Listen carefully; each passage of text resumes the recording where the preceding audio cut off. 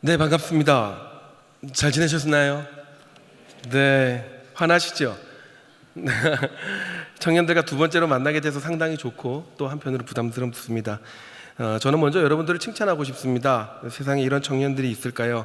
설교 듣고 연달아 강의도 2번 듣는 게 쉬운 일이 아닐 텐데 여러분, 육체가 고단할수록 여러분의 영혼은 빛날 줄 압니다. 우리 옆 사람과 다 자신의 영혼을 위해 박수 한번 하도록 할까요? 네, 아유, 너무 대단합니다. 네, 대단하십니다.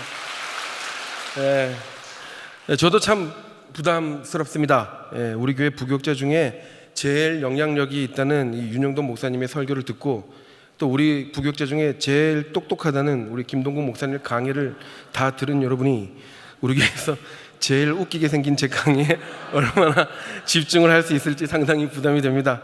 어쩌면 집중을 못하는 게 나에게는 은혜일 수 있겠다 싶습니다. 아울러 역시나 이번에도 본 강의, 청년부 본 강의에 참석하신 우리 장년분들께 말씀드립니다. 청년들 위주의 강의라고 해서 주변인처럼 듣고 계시는데 마음 편하게, 우리 성도님들, 제가 질문 하나 하겠습니다. 여러분, 청년은 몇 살까지입니까? 대답 잘 하십시오. 옆에 언니 나이 보고 대답하십시오. 자, 청년은 몇 살까지입니까? 20살? 청년은 몇 살까지입니까? 30살? 40살? PPT 열어주세요. 여러분, 2017년 전남 해면항군 옥천면 영춘 이리마을에서 아주 중요한 회의가 열립니다. 이 마을 청년회, 우리로 따지면 청년부죠. 청년부 정년이 원래 60세까지였는데 최근에 건강해지면서 활발히 움직일 수 있는 60세 이상의 어른들이 많아졌고, 그래서 마을 청년의 나이를 65세로 상향 조정했다고 합니다. 그 마을에서는 65세까지가 청년부입니다. 경남 밀양 무안면에서도 65세까지 청년회가 상향 조정되었는데요. 놀라운 건 여기 청년회는 진짜 청년처럼 일을 한다고 합니다. 여기서 제가 참 은혜를 받았는데요. 매해 그 경로당에 바닥을 깔아주고 도배장판, 에어컨 달기, 지역사회를 위해서 열심히 그렇게 일을 한다고 합니다. 사진을 보면 아시겠지만 경로당 봉사를 갔는데 누가 청년인지 누가 경로당 멤버인지 모르겠습니다. 비록 외모는 그럴지언정 사회봉사도 열심히 하고 활발한 활동을 하는 밀양시 청년회 회원들, 그래서 이들은 그 지역에서 청년이라고 불러집니다. 여러분, 다시 질문하겠습니다. 청년은 몇 살까지입니까? 65세입니까? 성경은 정확하게 청년의 나이를 구분하지 않습니다. 근데 미로 생각해 볼 때 사도행전 2장 17절에 보면 성령이 임할 때 청년은 환상을 본다고 했습니다. 혹시 노래는 기억하시죠? 자녀들은 예언할 것이요, 청년들은 환상을 이 환상이 무슨 트와이스 환상이겠습니까? 이 환상은 영어 성경에 비전이라고 해석되어 있습니다. 비전은 보여지는 겁니다. 하나님이 보여주시는 소명, 하나님의 말씀이 비전이 되어 내 안에 불이 있는 사람, 내 가슴에 하나님의 비전으로 불이 붙는 사람, 그래서 몸을 안 움직이고는 어쩔 수 없는 사람, 그 사람을 우리는 청년이라고 얘기합니다. 그 비전대로 살아내는 사람, 그 사람이 청년입니다. 갈렙이 여호수아에게 이야기를 하죠. 이 산지를 내게 주소서, 그날에 주께서 말씀하신. 그때 갈렙의 나이는 85세. 갈렙은 85세의 할아버지의 나이임에도 불구하고 예전에 모세에게 이야기했던, 하나님께 약속받았던 것처럼 여호수아에게 당당히 나에게 부동산을 투자하라고 이야기합니다. 여러분, 그 땅에 대한 비전이 있었던 갈렙은 청년입니다. 여러분, 우리 교육자들 중에서 제일 청년인, 이 기준으로 봤을 때 제일 청년이 누군지 아십니까? 누구일 것 같아요? 나이가 제일 어린 사람이겠어요? 노래를 제일 잘하시는 우리 여경구 전사님이겠어요? 제가 봤을 때 이 기준으로 보면 제일 청년은 우리 담임 목사님입니다. 늘 비전이 끊임없이 생기는, 끊임없이 어디서 새로운 것들을 보시고 우리 교회에 적용하면 어떨까, 우리 교회는 어떻게 나아가야 될까 고민하시고 가슴에 불이 붙어서 어떻게든 청년들에게 모아주고 또 듣게 해주시고 청년을 향한 그 불붙는 심정을 가지고 계신 우리 목사님, 어디서 좋은 강의가 있다 그러면 본인이 가시고 본인이 못 가실지언정 부교육자들 다 보내서 일일이 다 배워와서 자기를 가르쳐 달라고 하십니다. 이번에 안산에서 뭐 하는데 윤 목사 갔다 오세요. 조 목사 이번에 안산 갔다가 어디 갔다가 3일 갔다 오세요. 와, 좋아라.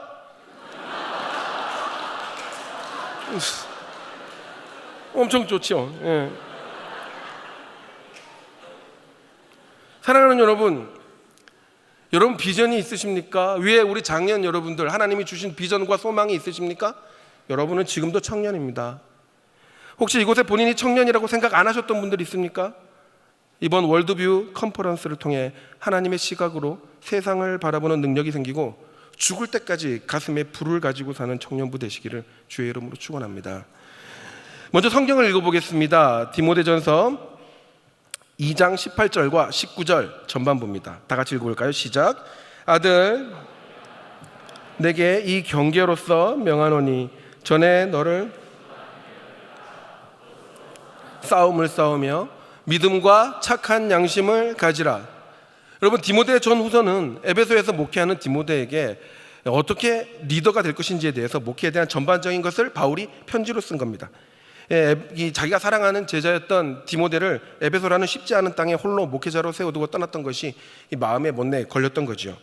사실 에베소 교회를 목회하던 디모데의 나이는 지금으로 추정하면 30살에서 35살 사이로 추정이 됩니다. 연령으로 지금 딱 청년부겠죠. 중요한 것은 이 디모데는 굉장히 열정적이고 굉장히 똑똑했습니다. 어린 나이에 어느 정도였냐면 그 유명한 바울의 아주 특별한 선교 동역자였어요. 바울과 함께 오랫동안 전도를 했고요. 고린도 지역, 소아시아 지역 선교를 계속 함께 따라다닙니다. 얼마나 부지런하고 책임감 있었고 성실했는지요. 바울이 어떤 지역에서 헌금을 모으잖아요. 그럼 그거를 예루살렘까지 걸어다가 가져다 주는 역할을 디모데가 합니다. 여러분, 돈을 맡긴다는 것은 최고로 신뢰한다는 이야기예요. 제 아내도 저한테 돈을 맡기지 않는 걸 보면 바울이 얼마나 디모데에게 책임감과 도덕적 우월성을 바울이 인정을 했는지 우리는 알 수 있습니다. 충실한 동역자였습니다. 그리고 디모데는 똑똑했어요. 바울이 쓴 성경 중에 고린도후서, 빌립보서, 골로새서, 빌레몬서, 데살로니가 전후서를 쓰는데 도움을 줍니다. 공동 저작이라고도 하죠. 여러분, 저는 이게 청년의 매력이라고 생각합니다. 똑똑해요. 청년들 똑똑해요. 아마 그 시대에서 가장 똑똑한 사람들을, 가장 순발력 있는 자들은 아마 청년일 거예요. 그리고 어디를 가든지 따라다닙니다.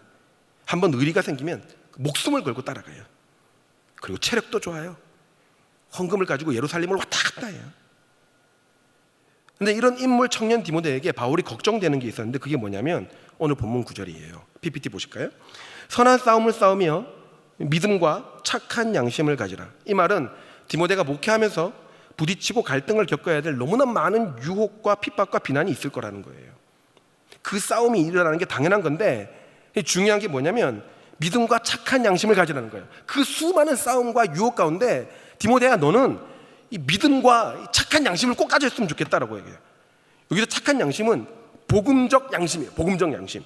이 양심이란 것은 어떤 상황이나 문제를 보고 정확하게 성경적으로 분별해내는 기준이 된 거예요. 이 복음적 양심은. 예를 들어 볼까요? 이 사회는 이미 낙태를 불법이 아니라고 할 때 우리의 복음적 기준은 뭡니까? 세상은 동성애가 죄가 아니다, 나쁜 게 아니다라고 할 때 우리의 복음적 기준은 뭡니까? 그것을 믿음을 기반으로 한 착한 양심, 그렇게 이야기를 합니다. 우리는 이 착한 양심을 이 시간 다르게 표현하기를 원합니다. 바로 세계관입니다. 세상을 바라보는 기준이죠. 사랑하는 여러분, 바울이 왜 그 똑똑하고 열정적인 청년 디모데에게 선한 싸움을 싸우라고 이야기했겠습니까? 그만큼 이 세상은 여러분들을 그냥 두지 않습니다. 세상이 유혹하고 선동하고 허탄한 이야기로 우리의 생각을 막 바꿔버리려고 합니다. 온갖 감정적인 언어와 매력적인 이미지로 우리를 포섭하려고 합니다. 중요한 것은 청년은 참 잘 선동됩니다. 한참 코로나가 대유행하고 있었죠. 다들 조심했어야 되는 게 정상이잖아요. 근데 미국 엘라바마주 한 대학교에서 대학생들이 진짜 코로나가 전염이 되는가 실험을 합니다. 무슨 객기인지는 모르겠지만 한 20-30명 정도가 모였고 거기에 코로나 확진자 한 명을 모셔놓고 중앙에서 파티를 엽니다. 이렇게 같이 춤도 췄죠. 그리고 스킨십도 하고 가장 먼저 코로나에 전염이 되는 사람에게 상금을 주는 그런 대회를 엽니다. 문제는 이런 파티가 미국 곳곳에서 열렸다는 거죠. 이 파티를 연 엘레바마주 대학교 학생 20명 중 8명이 감염됩니다. 그 파티에 참석했던 한 30대는 코로나에 전염되고 결국 한두 달 만에 사망하고 맙니다. 그때 그는 그렇게 이야기합니다. 아, 내가 크게 실수했네. 그러고 죽었어요. 여러분, 어처구니가 없어 보이지만 이게 오늘날 청년들의 모습을 어느 정도 보여준다고 생각합니다. 청년은 기분 나쁘시겠지만 여러분, 제가 청년일 때를 생각해서 이야기하는 거예요. 청년은 경험이 부족합니다. 똑똑하지만. 그래서 직접 부딪혀 보려고 합니다. 여기까지는 좋아요. 그럴 수 있습니다. 그런데 경험이 부족하다는 것은 넓게 보는 눈이 아직까지 자라지 않았다는 거예요. 그래서 선동되기 쉽고 동료되기가 쉽습니다. 주변 사람들이 괜찮다고 하면 진짜 괜찮구나 생각하기 쉽고, 이미지 좋게 나이스하게 굉장히 세련되게 감성적인 언어를 써가면서 이야기하면 그게 맞구나 라고 넘어가기가 아주 쉬운 게 오늘날의 청년입니다. 그래서 어떤 사안이나 문제에서 유혹이나 선동이 일어나도 바르게 판단할 수 있는 눈이 여러분들은 굉장히 필요한 겁니다. 그게 세계관이에요. 요즘 얼마나 희한한 사상들이 우리를 유혹하고 있는지 아시죠? 여러분 보십시오. 아주 조금씩 우리를 장악해 갑니다. 우리의 기준을 무너뜨려요. 감성적인 언어나 미디어 언론들이 조금씩 우리 생각을 바꾸고 있다니까요. 조금씩 오해하게 하고 선동시키고. 여러분, 선동이 뭡니까? 선동이 조금씩 때로는 강하게 이렇게 부추기는 거예요. 이렇게 부추겨가지고 어떤 사상을 가지게 하거나 행동하게 하는 것, 그게 선동이에요. 여러분, 실제로 요즘은 많은 통로를 통해 세상은 우리의 보고 듣는 것을 변화시키고 우리의 마음을 변화시켜요. 선동시키는 거죠. 최근 몇 년 동안 굉장히 인기 있었던 드라마가 있습니다. 저도 굉장히 재밌게 봤어요. 여러분, 응답하라 시리즈 아시죠? 아시죠? 응답하라 1997, 199, 1994, 1988. 그 다음에 나왔던 게 슬기로운 시리즈 아시죠? 얼마나 재밌습니까? 슬기로운 감방생활, 슬기로운 의사생활, 울고 웃고 눈을 뗄 수가 없습니다. 그런데 여러분, 이 시리즈마다 다 동성애 코드가 조금씩 다 나오는 거 아시죠? 같은 PD가 만들었어요. 슬기로운 시리즈. 우리 동성애 영상 잠깐 볼까요? 코드. 물론 아니지. 지원이는 아니겠지. 근데 이 새끼는 모른다. 이 새끼는 몰라. 취했어. 이 새끼도 취했어. 사실 나는 좀 마음이 있어. 지원이가 사귀자고 하면 사귈 마음이 있어.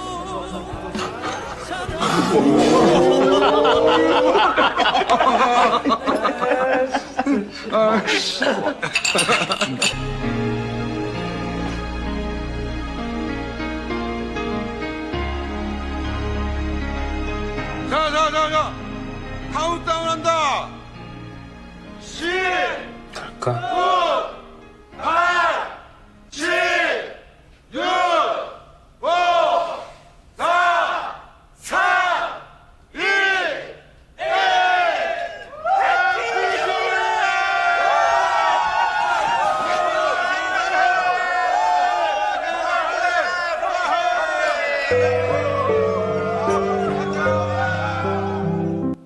자, 여러분 어떠십니까? 우리가 잘 듣던 배경음악에 자연스러운 장소에, 그리고 아주 감동적인 인연으로 설정해놨어요. 여러분 젊을 때, 지금 젊으시죠? 하여튼 청년 때에 누구나 연애하면 저런 비슷한 상황 겪어보지 않습니까? 죄송합니다. 근데 어쨌든 그럴 수 있잖아요. 그런데 아주 똑같이 설정해놓고, 아름답게 똑같이 설정해놓고 아주 우리에게 감미로운 음악이 나오면서 딱 성별 하나만 바꿔버립니다. 남자와 여자를 남자와 남자로. 가장 보편적이고 모두가 공감하는 감성을 일으킵니다. 이렇게 모든 작품마다 동성애 코드를 아주 자연스럽게 끼워넣어요. 이성의 사랑에 여러 가지 이성적인 사랑이 있으면 거기에 슬쩍 하나씩 끼워넣습니다. 여기에 대해서 이 PD가 본인이 직접 그렇게 이야기를 했어요. 동성애도 이제는 예전보다 보편적으로 받아들여지고 있다. 여러분, 이게 굉장히 무서운 말이거든요. 일반적, 보편적이라는 말은 주변이 그걸 자연스럽게 받아들인다는 얘기예요. 문화로 받아들인다는 거고, 아주 끊임없이 매체에서 끊임없이 노출시키면서 일정의 선동이 일어나는 거죠. 이거는 자연스러운 거야, 이건 일반스러운 거야, 아름다운 거야, 똑같은 거야. 여기에 대해서 문화평론가가 똑같이 이야기를 합니다. 신원호 PD는 동성애를 그저 다른 사랑의 형태로 볼 수 있도록 아주 자연스럽게 동성애 코드를 소화해서 젠더 및 인권 감수성을 높이는 걸 돕고 있다. 여러분, 이 천재 PD가 동성애 코드를 자연스러운 것으로 일반인이 받아들여지도록 선동하고 있는 거예요. 원래는 되게 불편했던 건데, 원래는 되게 부자연스러웠던 건데, 이것을 자연스럽게 설정시키고 자연스럽게 노출시키는 거죠. 최근에 어떤 한 성도분이 이것을 보고 난 다음에 저한테 그렇게 이야기를 했어요. 너무 드라마를 재밌게 보다가 보니까 자기가 어느 순간 그 동성애 장면을 보다 보는데 아무렇지도 않더라는 거예요. 보고 듣고 선동되는 것이 많아질수록 우리의 분별의 감각은 둔해집니다. 마치 최면에 빠진 것처럼 우리는 애매한 태도를 가지게 되는 거죠. 거기에 아주 정확하고 날선 기독교 윤리는 들어갈 자리가 점점 없어집니다. 자, 이제 여러분 조금 더 심각하게 들어가 볼게요. 지금부터는 여러분 이 정신 똑바로 차리고 들으셔야 돼요.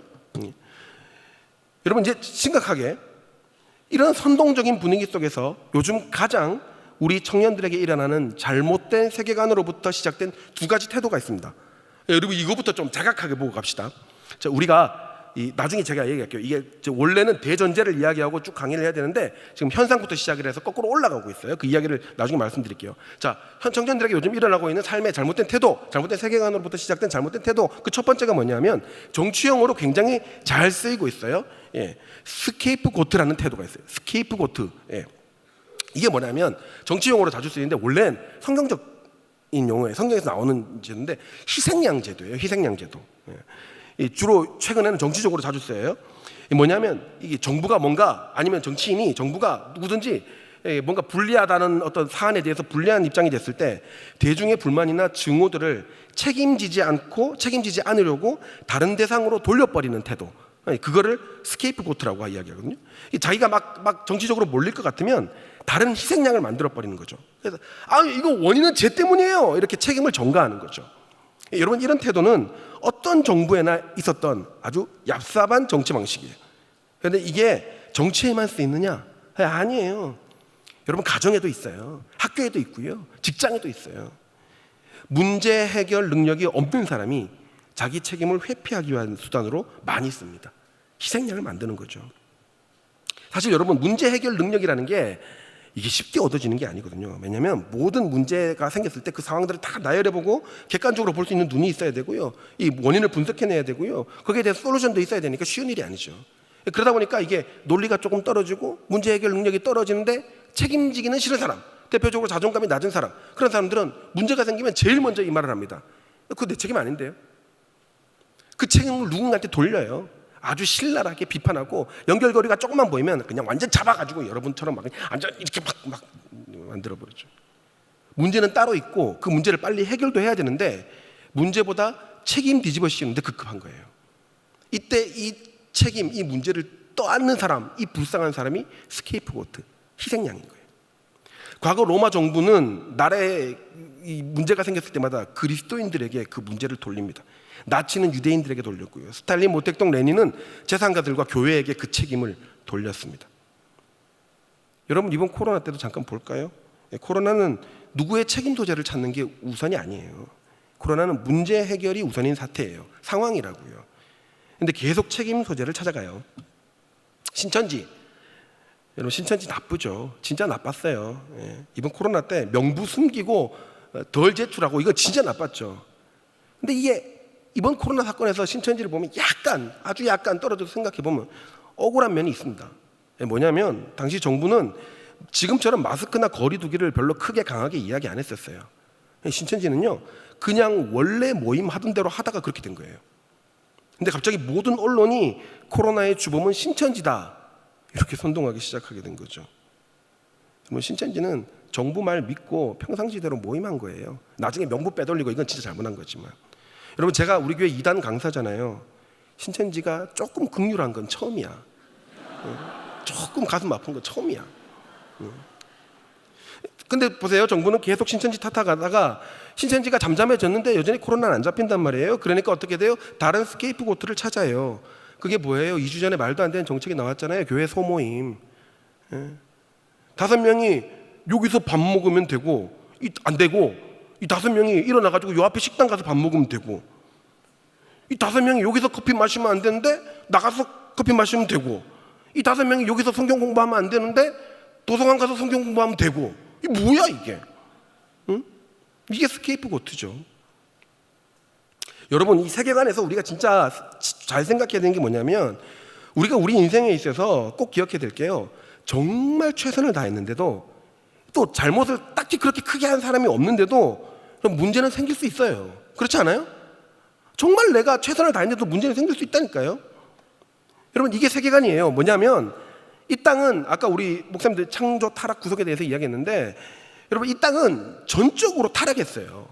전적으로 타락했기 때문에 내 의지와 상관없이 병이 날 수 있다 없다? 날 수 있죠. 사고가 날 수 있어요. 그때 우리는 범인을 찾아가지고 비난하는 데 초점을 맞추면 안 돼요. 그렇게 비난의 대상만 찾는 인생은 발전이 없어요. 우리는 범인이 아니라 원인을 찾아서 문제를 해결해야죠. 범인이 아니라 원인을 찾아야 돼요. 그렇게 책임지는 인생, 내 영역에 대해서 책임지는 사람이 돼야 돼요. 내 인생에서 하나님 주신 내 영역에서 책임지는 인생이 돼야 된다고요. 이 스케이프고트는 기독교인이 절대 쓰서는 안 되는, 그러나 자주 쓰고 있는 방법입니다. 이걸 잘 쓰는 사람은 자기는 문제가 생길 수 있다는 것을 잘 기억해 놓으세요. 이거를 잘 쓰는 사람들은 자기는 문제가 생길 수 있다는 것을 절대로 인정하지 않아요. 자기는 무조건 옳고 악은 상대방에게 있다라고 해요. 잘 기억해 놓으세요. 나중에 나와요. 자기는 절대로 잘못될 수가 없고, 자기는 절대로 선이다라, 선해야 된다, 자기는 흠이 있으면 안 된다라고 생각합니다. 그래서 상대방을 비난하고 죽여야 내가 산다, 이렇게 이분법적으로 세상을 봅니다. 오케이, 여기까지 기억해 놓으세요. 스케이프고트. 두 번째 두드러는 특징이 뭐냐면, 여러분, 플라잉 몽키라고 합니다. 예, 우리 영상을 하나 볼까요? Finish with you. Take your army to the haunted forest and bring me that girl and her dog. Do what you like with the others, but I want her alive and unharmed. They'll give you no trouble, I promise you that. I've sent a little insect on ahead to take the fight out of them. Take special care of those ruby zippers. I want those most of all. Now fly! Fly!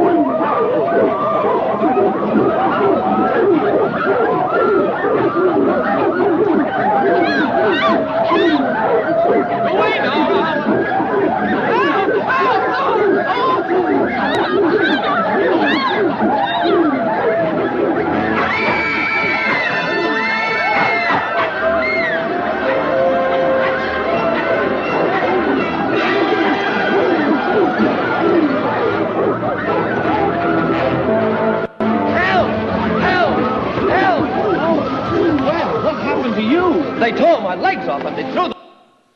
여러분, 혹시 이게 무슨 영화인지 아십니까?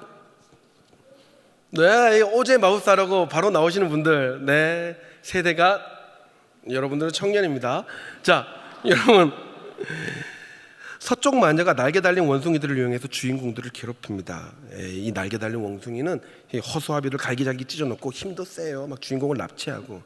이 날개 달린 원숭이, 플라잉 몽키입니다. 힘도 세고 능력도 있습니다.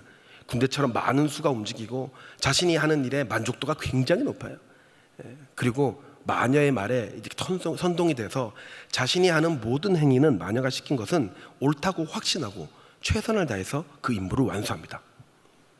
이 플라잉 몽키라는 말은 누군가한테 선동당해서 그 이념이나 생각이 최선이라고 생각하며 그것을 이루기 위해서 무례하게까지 행동하는 사람들, 그런 사람들을 플라잉 몽키라고 이야기합니다. 여러분, 사실 이 플라잉 몽키들은 이용당하는 사람들이에요.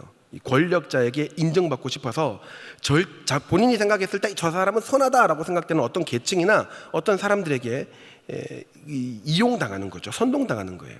마녀의 명령을 이루기 위해서는 이 사람들을 비난도 했다가, 때로는 칭찬도 했다가, 때로는 자기의 돈을 쓰기도 하면서 다가갑니다.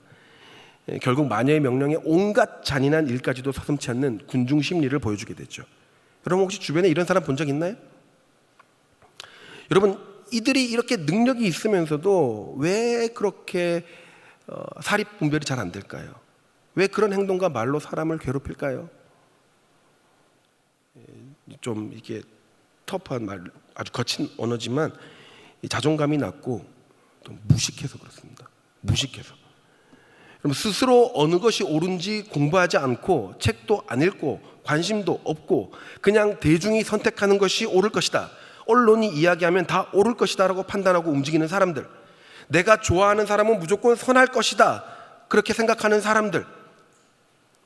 여러분, 차별금지법이 어떤 위험한 사상과 결과를 낳는지 거기에 대한 법조문 한번 안 읽어보고 차별을 금지하는 좋은 법을 반대한다고 교회를 비판하는 그 이상한 그리스도인들, 조종당하는 거예요. 공부해보고 생각해보면 절대로 안 그럴 것을 자신이 날개도 가지고 있고 힘도 세며 능력 있는 존재가 생각해보고 공부하지 않고 판단할 능력이 없으니까 선동되고 세뇌당하는 거예요. 얼마 전에 흑인 한 명이 백인 경찰에게 억울하게 죽임을 당했다고 나온 사건이 있었죠. 5월 15일에 있었던 사건이에요. 미네소타주의 미니애폴리스에서 46세 흑인이 백인 경찰 무릎에 눌려가지고 질식사하게 됩니다. 예, 인종차별로 프레임이 설정이 되고 미국 전역에서 항의 시위가 일어나게 되죠. 예, 어마어마한 항의 시위가 일어납니다. 근데 좋아요, 그렇게 항의 시위 할 수 있습니다. 그런데 이 시위의 성격이 1992년에, 여러분들은 잘 모르시겠지만 1922년에 미국 LA에서 일어난 흑인 폭동, 엄청났던 게 있었거든요. 그 폭동과 모양이 똑같아요. 방화, 차량 파손, 상점 약탈. 그 중에 제일 피해자는 엉뚱하게 한인 상점들입니다. 제가 아는 분도 상점 하나가 털렸어요. 전화해 보니까. 여러분, 미국에서 인종차별은 굉장히 예민한 주제입니다. 그런데 여러분, 자, 인종차별이라는 아주 나이스한 단어에서 우리 한 걸음만 좀 떠나봅시다. 한 걸음만 떠나서 잠깐 멈춰서 잠시만 우리가 한번 생각해 봅시다. 감정 배제하고 조금만 떨어져서 우리 한번 생각해 볼까요? 아주 공평하게 한번 생각해 봅시다. 여러분, 경찰한테 죽은 억울한 백인들은 없을까요? 있을까요? 없을까요? 워싱턴 포스트에서 2015년 이후에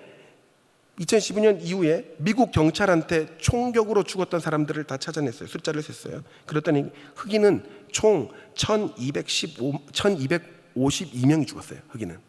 근데 백인은 2385명이 죽었어요.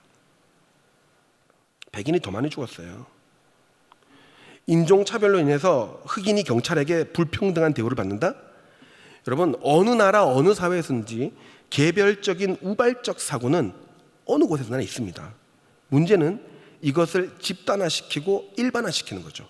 그래서 모든 흑인은 차별받고 있다, 이렇게 선동의 프레임을 짜는 거예요.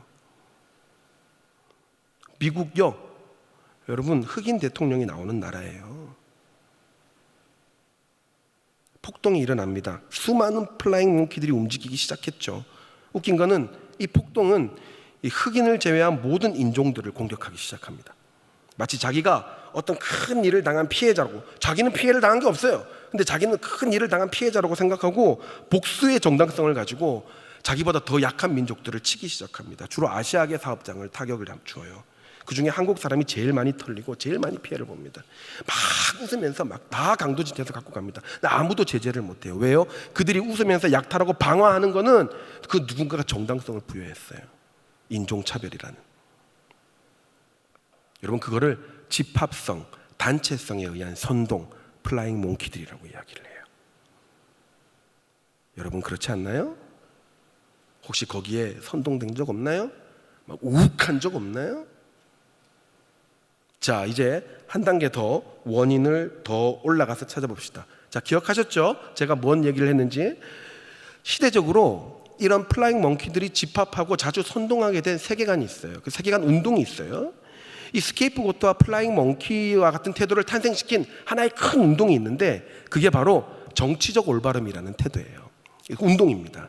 들어보셨을 거예요. PC 운동이라고. 1970년대부터 미국 좌파 정치 담론에 등장한 정체성 이론입니다.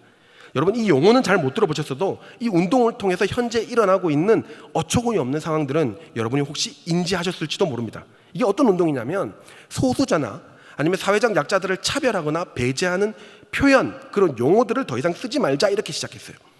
얼핏 들어보면 다 좋은 말이에요. 그래가지고 괜찮은 운동 같죠. 그래서 이 운동을 막 그렇게 막 띄우기 시작해요. 근데 여러분 또 한 발짝 떨어져서 우리 통째로 이 운동을 한번 봅시다. 이 운동은 단순히 용어를 바꾸는 데서 그치지 않아요. 모든 사회 전반에 영향을 미치고 심지어는 정부의 정책에도 영향을 미치기 시작합니다. 한번 볼까요? 여러분 혹시 이 영화 아십니까? 아세요? 아는 분은 청년입니다. 여러분 바람과 함께 사라지다 혹시 아세요? 여러분 이거 안 보면 영화 봤다고 하지 마세요. 이거 한 2시간 반, 한 3시간 반짜리 영화일 건데 아마 이거 안 보면 영화 봤다고 하지 마세요. 여러분 이 남자 주인공은 이름은 잘 기억이 안 나고 여자 주인공은 비비안 리예요. 당시에 이 허리 사이즈가 18인치라는 말도 안 되는 수치를 기록한 이 비비안 리. 극 중의 이름은 남자는 레드 버틀러, 여자는 스칼렛이에요. 이 버틀러가 스칼렛의 이 가녀린 몸을 딱 안고 허리를 딱 이렇게 제끼는 이 영화는 많은 전 세계의 이 남성과 여성의 이 마음을, 커플들의 마음을 막 흔들었죠. 둘이 딱 헤어지는 장면이 나거든요. 이 스칼렛이 엄청 고난을 받아요. 근데 이제 스칼렛이 딱 이렇게 헤어지면서 스칼렛이 그래요. 이 버틀러가 굉장히 상남자거든요. 딱 버틀러가 이렇게 딱 떠나갈 때 스칼렛이 그래요. 당신이 가면 저는 어떻게 해요? 이렇게 해요. 이때 버틀러 사나이 내 할 바 아니다 이러고 딱 갑니다. 와, 막 이게 사나이지. 내 할 바 아니다. 이게 사나이지. 와. 이 스칼렛은 굉장히 이 고난을 통해서 이 철부지에서 이 성숙해 갑니다. 이 스칼렛이 영화 마지막에 정말 고난을 받으면서 마지막에 성숙하면서 마지막 명대사를 하죠. 여러분들 이거는 기억할 거예요. 내일에 태양이 뜰 거야. 남북 전쟁 중에 이 남부 애틀랜타에 사는 한 철부지 여성의 인생 역정을 통한 성장을 다룬 이야기예요. 2014년 미국인들에게 성경 다음으로 많이 읽힌 소설입니다. 그런데 PC 운동이 펼쳐지면서 이 영화는 몇 년 전에 미국 전용 상영관에서 34년 동안 계속 상영을 해왔었는데 상영이 금지됩니다. 그리고 온라인 영화 배급 서비스에서도 대부분 중지가 됩니다. 바로 이 장면 때문이에요. 전 세계인의 마음을 흔들었던 이 영화는 당시 흑인 노예 제도가 있었던 미국 남부의 역사적 배경에 둡니다. 그러다 보니까 여러분 역사잖아요, 역사. 그러니까 당연히 인종차별적인 모습이 그려질 수밖에 없단 말이죠. 근데 그게 기분 나쁘다는 거예요. 모욕적이라는 거예요. 혐오배라는 거예요. 그리고 굉장히 위축되게 한다는 거예요, 흑인을. 진짜 웃긴 건 뭔지 아세요? 이 영화 찍고 저 흑인 여배우는요, 흑인 역사상 처음으로 아카데미상을 수상합니다. 근데도 모욕적이라는 거예요. 위협적이라는 거예요. 여러분 아실 거예요. 미국 작가 하퍼리의 앵무새 죽이기라는 유명한 소설이 있을 거예요. 아마 읽어보신 분 있을 거예요. 이것도 흑인 노예 제도를 배경으로 하거든요. 내용이 그래요. 백인 여성에게 한 흑인 노예가 범죄를 저질렀다는 누명을 쓰게 되는데요. 당시에 파격적으로 백인 변호사가 그를 변호해 주는 내용입니다. 얼마나 소설이 훌륭했는지요. 미국 고등학교 교과 과정에 수록이 돼요.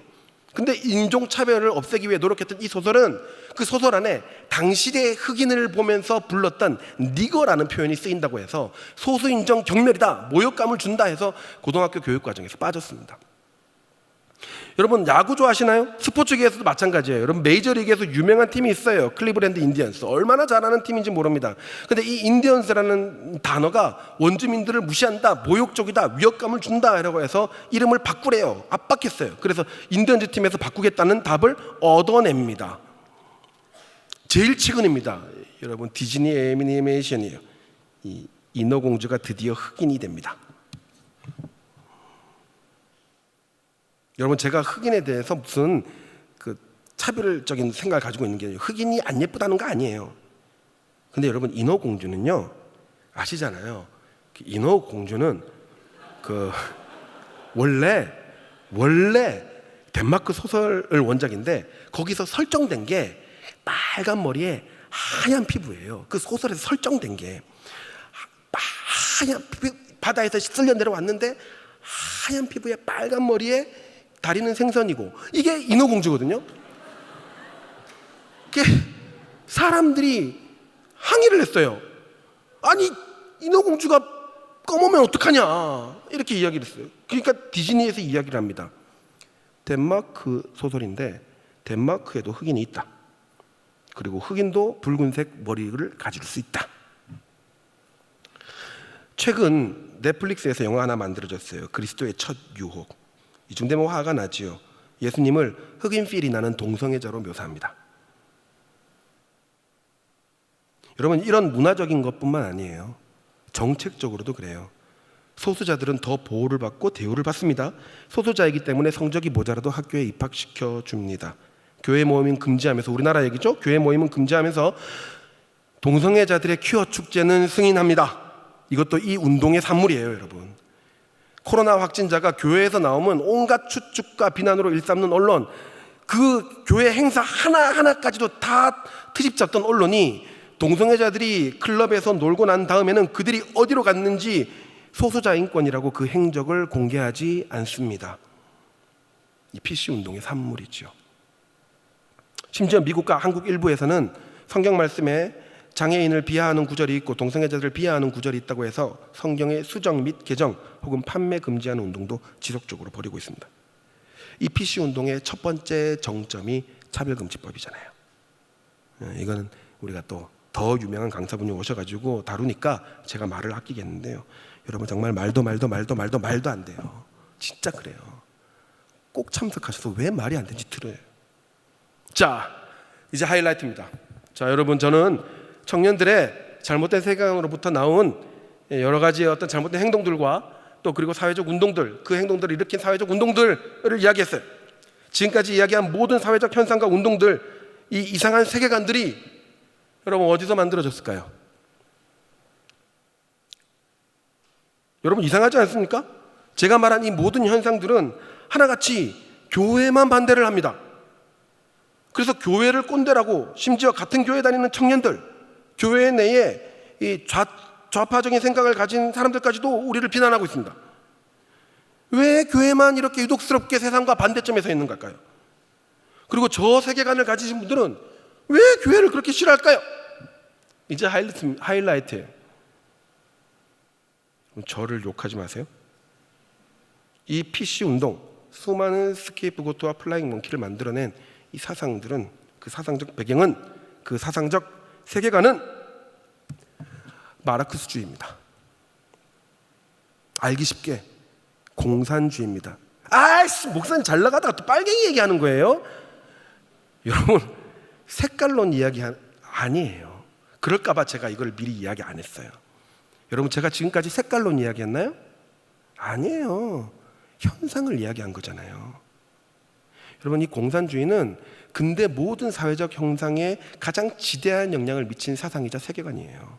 잠시 혹시 올라오시는 분들이 있다면 잠시 화를 가라앉히고 잘 들어보세요. 여러분, 공산주의가 뭐예요? 공산주의자들은 주장합니다. 사회주의의 최종 목적지가 공산주의라고 해요. 그런데 일반 사회주의보다 이 공산주의가 두드러지는 특징이 두 가지가 있어요. 공산주의는 이 세상을 보는 관점이 딱 두 가지예요. 두 가지. 여러분, 기억해 보세요. 뭐냐면 이 세상을 자본가와 노동자로 봅니다. 부르주아와 프롤레타리아, 다시 말하면 억압계층과 피억압계층의 이분법으로 봅니다. 그래서 이 지배계층과 피지배계층으로 나누어진 이 세상은 계층을 이루고 있고, 이 억압계층은 늘 피억압계층을 괴롭힙니다. 이것을 이길 수 있는 방법은 쪽수가 많은 우리 피지배계층이 반란을 일으키는 거예요. 좋은 말로 하면 혁명이죠. 여기에는 폭력성도 허용이 됩니다. 그 반란을 통해 지배계층을 아예 쌍그리 파쇄시키고 모든 만인이 평등하게 만드는 것, 그것이 바로 공산주의 막시즘입니다. 하버드대 심리학자였고 지금 토론토 대학교 심리학 교수였던 조던 피터슨 교수, 요즘 청년들에게 가장 인기 있고 베스트셀러 작가이기도 하지요. 정치적 올바름에 대해서 이렇게 이야기를 하지요. 정치적 올바름은 현대 사조인 포스트 모더니즘과 막시즘이 만들어낸 세계관이다라고 이야기를 해요. 그러니까 모든 세계를 잘 들어보세요. 아까 제가 쭉 여러분들에게 작업을 했어요. 모든 세계를 다수자와 소수자의 계층 구조로 봐요. 그리고 소수자는 억압받았다라고 틀을 짭니다. 그래서 이제 소수자를 대우해가지고 평등하게 만들어야 된다. 그 평등하게 만들기 위해서는 다수자에게 약간의 폭력도 허용이 된다. 사회적 폭동도 인용이 된다. 다소간의 폭력이나 어거지 위협도 허용이 된다. 이게 막시즘이죠. 그럼 이 막시즘으로부터 시작된 세계관에 왜 교회는 반대 입장에 설 수밖에 없을까요? 그리고 왜 이 막시즘으로 세계관을 가진 사람들은 교회를 싫어할까요? 왜냐하면 공산주의 막시즘이 1번으로 이 적으로 삼고 흑청 혹은 흩어버려야 하는 단체가 어디냐면 교회예요. 이 마르크스는 종교는 인민의 아편이다 이렇게 이야기했어요. 막스의 배경을 보면 여기서 막스가 이야기하는 종교는 기독교예요. 그가 왜 이런 말을 했느냐? 여러분 잘 들어보세요. 노동자들이 일어나가지고 싸워야 돼요. 그래가지고 지배계급을 다 물리치고 죽이고 자기들의 유토피아를 만들어내야 되는데 교회 가니까 사람들이 천국을 바라보며 현실에 감사하기 시작하는 거예요. 곤란하거든요. 그러면 사람이 복수심에 불타가지고 싸우고 때려 부숴야 되는데 감사하기 시작하는 거예요. 이들의 세계가 공고해지려면 세상을 이분법적으로 봐야 되는 거예요. 지배와 피지배 계층으로 확실히 나눠야 되고, 그리고 피지배 계층이 화를 내고 지배 계층을 무너뜨려야 돼요. 이 가난한 자가 화를 내야 되는데, 가난하고 돈 없는 자가 화를 내야 되는데, 심령이 가난한 자는 천국이 이러고 있다니까요. 화를 내고 혁명을 일으키고 감정을 폭발시켜야 되는데 온유한 자 복이 있나니 땅을 기업으로 받겠네 이렇게 이야기해요. 사람들이 교회를 가니까 온유해져요. 그리고 지배계층과 피지배계층으로 세상을 바라봐야 되는데 윗사람을 존중하고 화합과 평화를 구하는 거예요. 폭력을 동반한 혁명이 일어나야 되는데 전부 다 형제 자매래요. 그러니까 어떻게 해야 돼요? 교회를 무너뜨려야 되죠. 교회가 공산주의 유토피아를 만드는 데 최대의 적이 되는 거예요. 그래서 뒤에 공산주의자의 대북격이었던 레닌, 스탈린, 모택 등 모두 그렇게 그리스도인들을 핍박한 겁니다. 그리고 지배계급을 수청한 거예요. 아주 잔인하게. 스탈린은 한 달에 4만 명씩 죽였어요. 러시아 혁명 이후에 공산 정권에 의해 사망한 사람이 공식적으로 2,100만 명입니다. 비공식적으로 7천만 명이에요.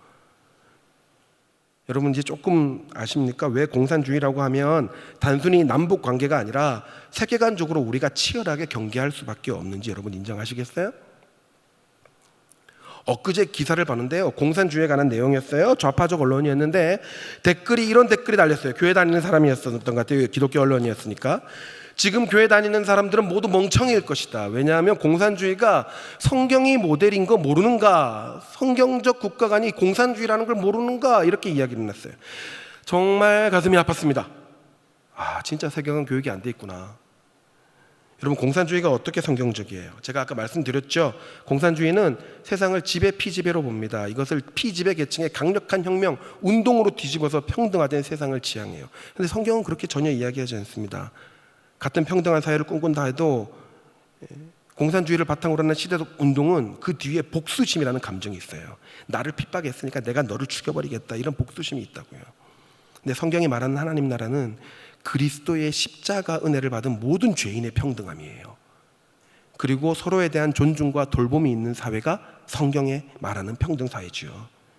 공산주의 사회주의에서 말하는 평등이라는 단어, 인권이라는 단어, 약자라는 단어 때문에 성정적인 것을 추구하는 것처럼 보입니다. 그러나 그 공산주의의 주체가 누구예요?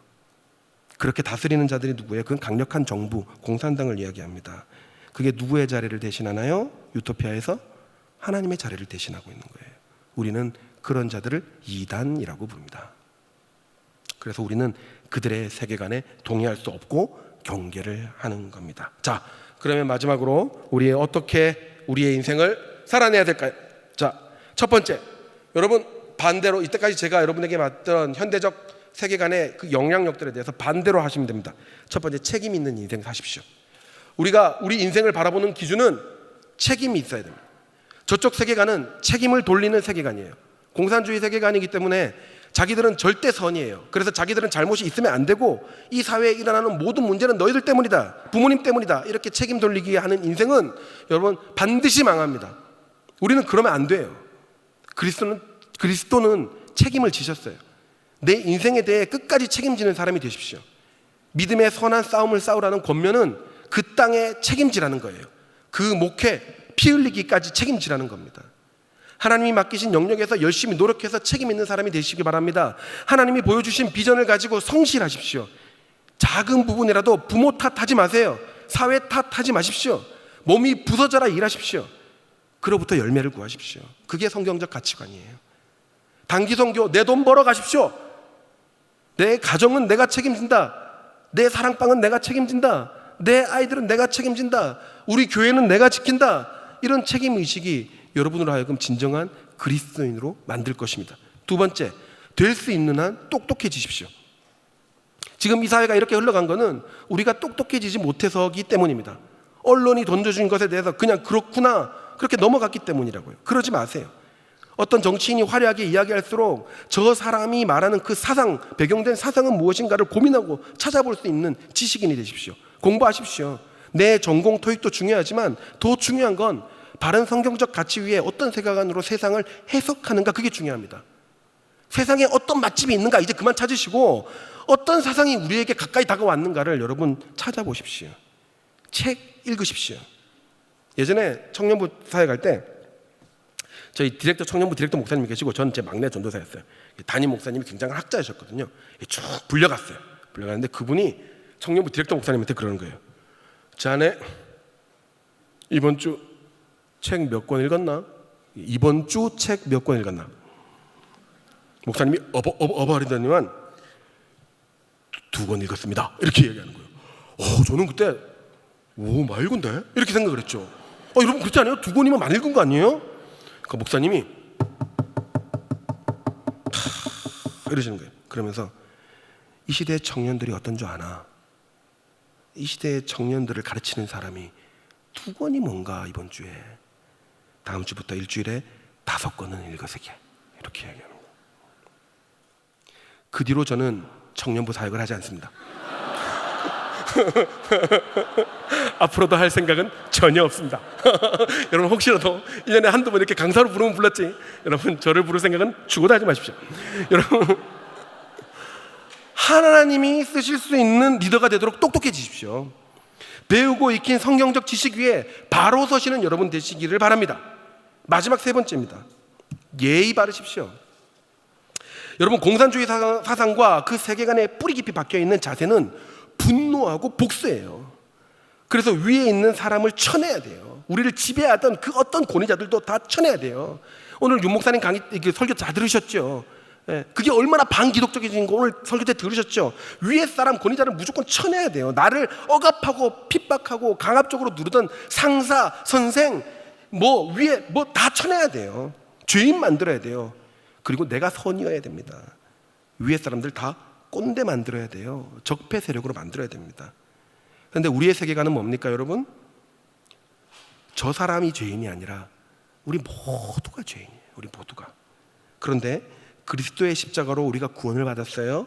내가 잘한 것이 없는데 내가 죽음으로부터 구원을 받았어요. 그게 은혜예요. 그게 감사예요. 그것을 바탕으로 이제 여러분 우리 위의 세대를 한번 바라보세요. 전쟁을 거치고 수많은 경제 공황들을 거쳐내면서 그들은 꼰대가 아닙니다. 수많은 세파로부터 우리가 이렇게 공부할 수 있게끔, 밥을 먹을 수 있게끔 우리를 지켜내준 고마운 분들이죠. 우리 선생님들, 우리 목사님들, 우리를 가르치는 자 혹은 다스리는 자에게 감사와 은혜로 다가가시기 바랍니다. 오늘 바울은 디모데에게 그렇게 이야기하죠.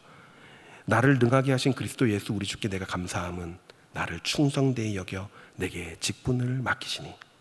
그리고 2장에 말해요. 높은 지위에 있는 모든 사람에게 기도와 감사를 하라. 늙은이에게는 아비에게 대하듯이 하고 젊은이는 형제처럼 대하고 친족을 살피고 상전들에게 범사에 공경하라. 6장이 그렇게 가르칩니다. 여러분 이제껏 우리가 살펴봤던 공산주의하고는 완전히 반대죠. 사랑하는 청년분이 이제 마무리할까요? 여러분의 인생을 바라보는 여러분 영혼의 시각은 어떻게 설정되어 있습니까? 자신을 제외한 모든 윗세대를 꼰대라고 부르고 터부시하십니까? 아니면 뭔가 이 세상을 두들겨 부셔야 되고 윗세대를 우리를 지배하던 모든 강압적인 것에서 우리가 탈피해야 된다고 변혁시켜야 된다고 생각하십니까? 여러분 모든 세계관, 기독교 세계관이든 어떤 세계관이든 모든 세계관에서 가장 중요한 질문은 3가지입니다. 첫 번째, 인간은 누구인가? 두 번째, 인간의 문제는 어떻게 해결되는가? 세 번째, 인간은 나중에 어떻게 되는가? 여기에 명확한 해답을 가지고 있는 진리는 기독교밖에 없습니다. 인간은 하나님으로부터 창조되었고 죄로 인해 해결할 수 없는 인간의 모든 문제는 십자가로 인해 해결이 됩니다. 그리고 우리는 마침내 하나님께 가게 됩니다. 여러분 이 세계관을 가지고 있으면 우리 인생은 하나님 거라는 것을 인정하셔야 돼요. 그리고 책임지는 인생이 되셔야 되고 하나님이 주신 우리 인생 부지런히 성실히 똑똑해지셔야 됩니다. 그리고 죽음에서 구원받은 감격과 은혜를 바탕으로 모든 것에 감사로 시작해야 됩니다. 여러분, 지금도 하나님의 은혜로 숨쉬고 있음을 고백하시기 바랍니다. 이런 세계관으로 디모데처럼 어린 나이지만 세상을 리드하는 성경적 가치관을 가지는 여러분 되시기를 예수님의 이름으로 축원합니다. 감사합니다.